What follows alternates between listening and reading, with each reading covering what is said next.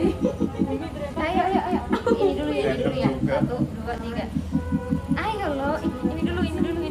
Oh, di sini. 1, 2, 3. Ini tempatnya mulai. Udah. Assalamualaikum warahmatullahi wabarakatuh. Di sini kami dari kelompok 1 ingin mempresentasikan tentang akhlak kepada Allah. Sebelumnya saya Galuret Nomulan sebagai moderator. Selanjutnya Saya Argeliko Sabowo. Saya Sylvia Tika Putri. Saya Uliana Jolis Diolini.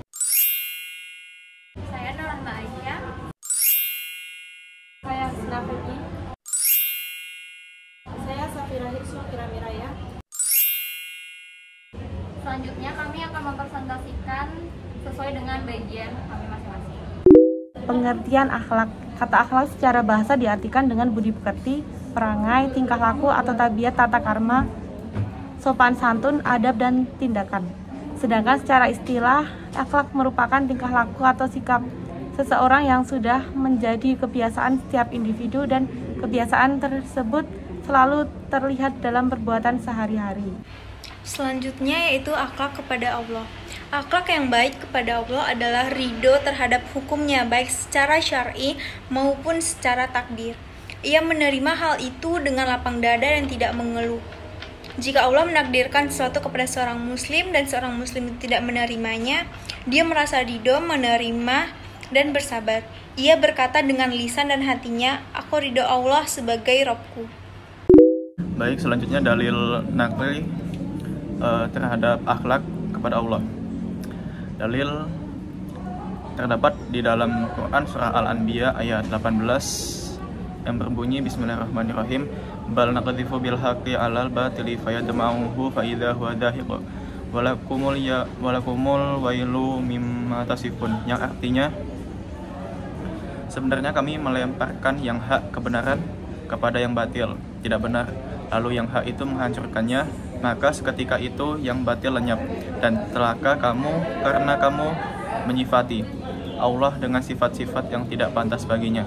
Quran surah Al-Anbiya ayat 18. Selanjutnya hadis Rasulullah SAW bersabda, "Man kana yu'minu billahi wal yawmil akhir falyaqul khairan aw liyasmut. Wa man kana yu'minu billahi wal yawmil akhir fala yu'dil kharajah. Wa man kana yu'minu billahi wal yawmil akhir falyukrim dhaifah."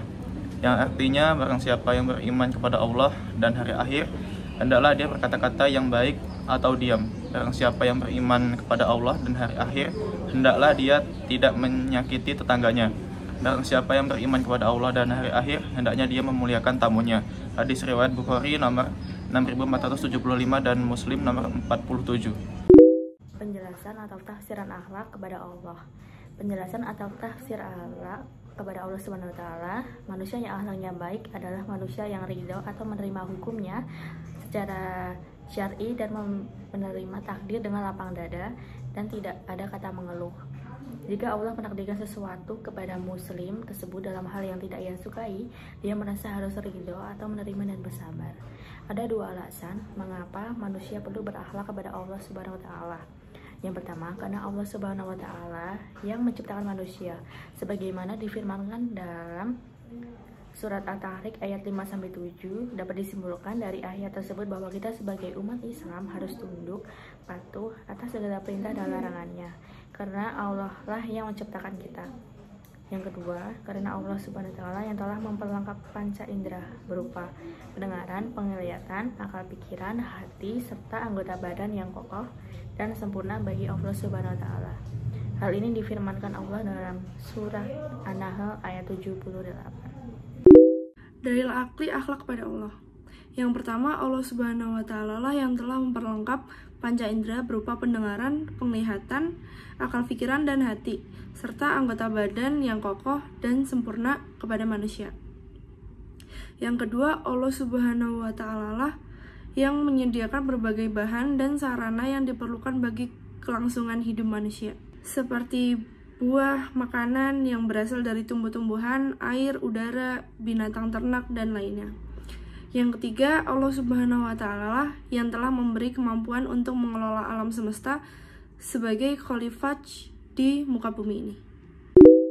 Selanjutnya di sini saya akan memberikan contoh perilaku akhlak terhadap Allah Subhanahu wa Ta'ala. Beberapa bentuk akhlak terhadap Allah Subhanahu wa Ta'ala diantaranya: 1.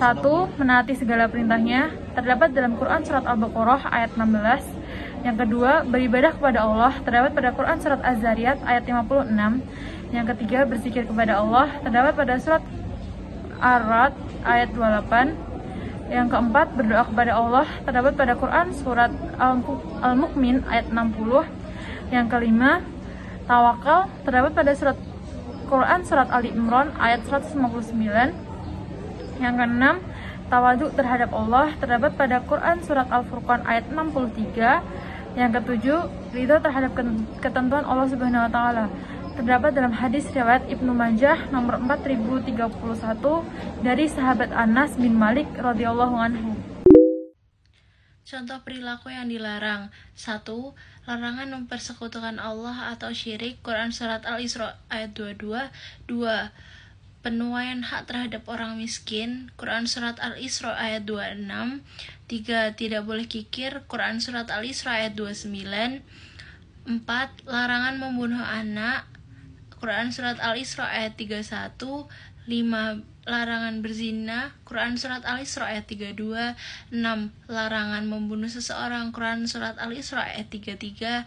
7. Larangan memakan harta anak yatim, Quran Surat Al-Isra ayat 34. Dan 8. Larangan sombong, Quran Surat Al-Isra ayat 37. Saran dan nasihat kepada generasi penerus. Allah memberikan pintu-pintu rezeki yang berbeda-beda di antara manusia. Ada yang menjadi pedagang, petani, pengajar, dokter. Dengan berbagai pintu rezeki tersebut, dia bisa meraih rezeki. Demikian pula dalam masalah surga. Allah membukakan berbagai pintu surga. Seseorang yang sudah diberikan pintu kebaikan oleh Allah, maka hendaknya dia berusaha untuk menekuninya. Dan di antara pintu-pintu kebaikan yang terbaik adalah pintu akhlak mulia. Oleh karena itu, hendaknya setiap muslim berusaha untuk menarbiyah dan melatih dirinya untuk berakhlak mulia. Karena memiliki akhlak yang mulia adalah sesuatu yang perlu dilatih. Dimulai dari berusaha menjaga lisan, menjaga tulisan, menjaga sikap, dan seterusnya. Setelah dijelaskan mengenai tentang akhlak kepada Allah, kemudian kesimpulannya dapat kita tarik benang merah bahwasanya akhlak merupakan salah satu ajaran pokok agama Islam yang harus dipegang oleh setiap muslim. Menurut Abdullah Ibnu Umar, orang yang paling dicintai dan paling dekat dengan Rasulullah SAW pada hari kiamat adalah orang yang paling baik akhlaknya. Akhlak adalah suatu sifat yang tertanam dalam jiwa yang daripadanya timbul perbuatan-perbuatan dengan mudah dan gampang tanpa memerlukan pemikiran dan pertimbangan. Maka bila sifat itu memunculkan perbuatan baik dan terpuji menurut akal dan syariat, maka sifat itu disebut akhlak yang baik atau akhlakul karimah. Dan baik yang muncul, dan bila yang muncul dari sifat itu perbuatan-perbuatan buruk, maka disebut akhlak buruk atau akhlakul mazmumah. 3 hours later.